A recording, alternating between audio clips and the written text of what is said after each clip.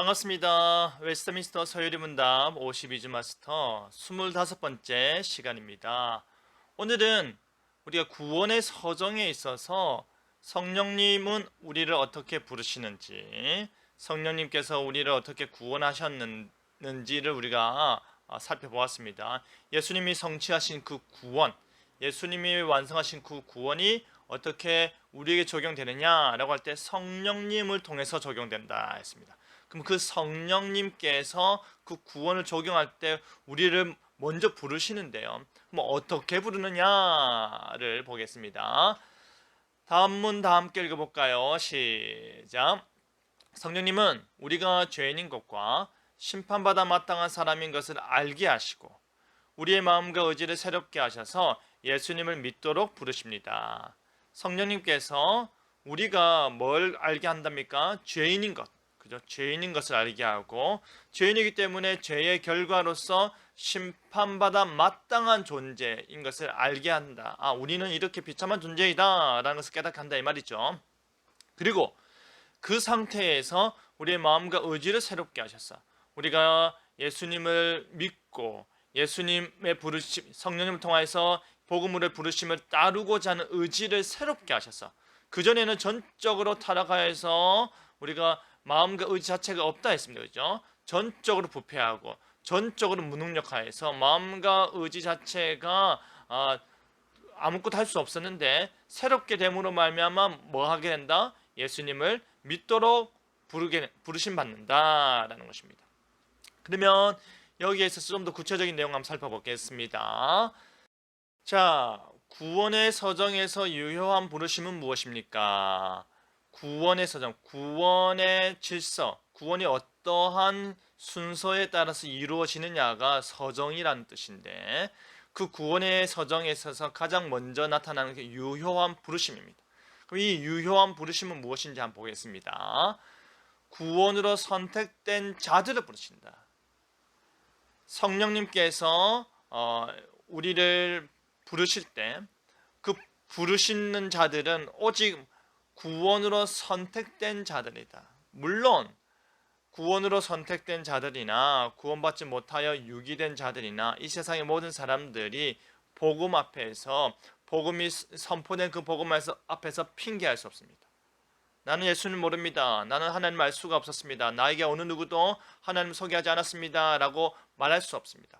온 자연 만물이 하나님의 살아계심과 하나님의 복음을 선포하고 있기 때문입니다. 그런데 그렇다 할지라도 그들이 하나님께로 나올 수 있느냐? 그들이 정말 들은 그대로 하나님의 부르심을 받을 수 있느냐? 아니다. 오직 선택된 자들만 부르심을 받는다.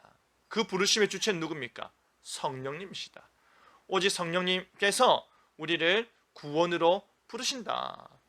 예수님께서 부활승천하시면서 약속하신 그 성령님, 그죠?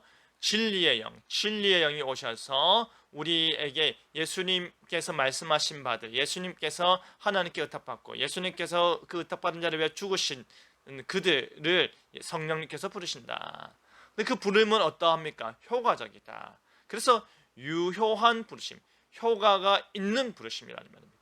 효과적이라는 말은 반드시 그 결과, 부르심의 결과가 나타난다. 부름받았을 때 거기에 우리는 거부할 수 없다. 성령님이 우리를 중생케 하시고 복음으로 우리를 부르실 때 우리는 거부할 수 없다. 그 거부할 수 없다라는 말은 어떤 뜻입니까?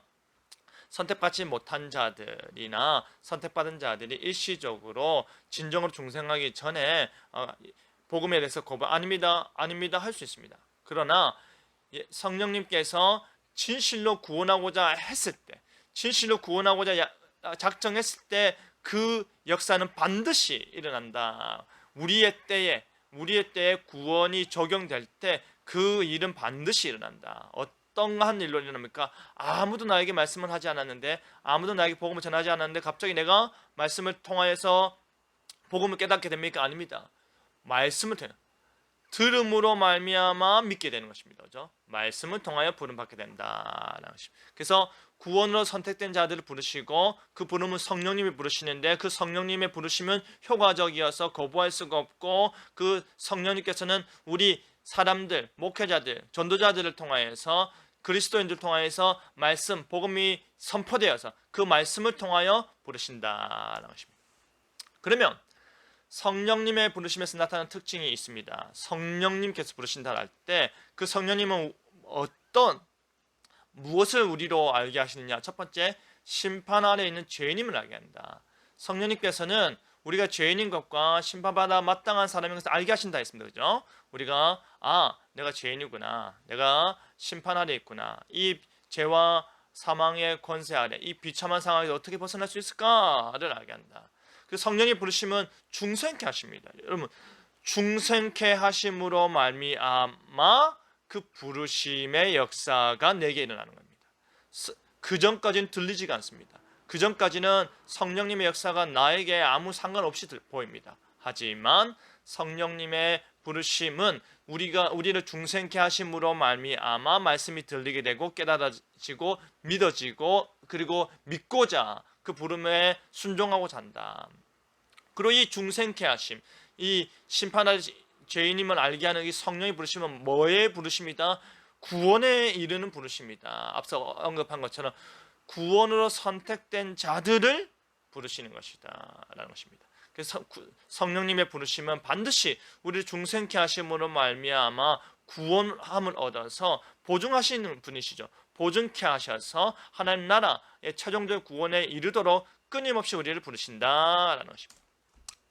자, 성경 이야기 바이블 스토리 다 함께 읽겠습니다. 오순절에 성령님이 찾아오시자 베드로 사도는 힘껏 복음을 전했습니다. 당신들이 십자가에 못 박은 예수님이 그리스도입니다 라고 외치자 마음이 찔린 사람들이 내뱉은 말이 무엇일까요? 우리가 어찌할꼬 라고 탄식했습니다. 성령님이 죄를 깨닫게 하신 것입니다. 그날 3,000명이 회개하고 세례를 받았습니다. 성령님은 복음의 말씀으로 사람들의 죄를 깨닫게 하시고 마음을 새롭게 하시는 분이십니다. 보십시오. 베드로가 복음을 전했습니다. 그때 복음을 전했을 때 우리가 어찌할꼬 라는 그 찔림, 우리가 죄인이구나, 우리가 심판 아래 있구나 라는 그 찔림 가운데 성령님께서 깨닫게 하시고 마음을 새롭게 하심으로 말미암아 그들이 회개하고 세례를 받았다. 성령님의 부르심, 효과적인 부르심을 단적으로 알 수 있는 본문입니다. 나의 고백 다 함께 읽겠습니다. 성령님은 우리를 새롭게 하사 예수님을 믿게 하십니다. 성령님은 우리를 새롭게 하사, 도저히 우리 스스로는 새롭게 될 수 없는 존재인데 성령님께서 우리를 새롭게 하사 예수님을 믿게 하신다. 그 예수님을 믿을 수 있는 은혜가 우리에게 있음을 감사하시면서 오늘도 성령님과 더불어서 계속해서 믿고 그 죄를 깨달을 때마다 회개하고 그리고 마음으로 의지를 다하여서 하나님께 나아가고 참된 그리스도의 삶을 사시는 여러분 되길 바랍니다. 감사합니다. 다음 시간에 뵙겠습니다.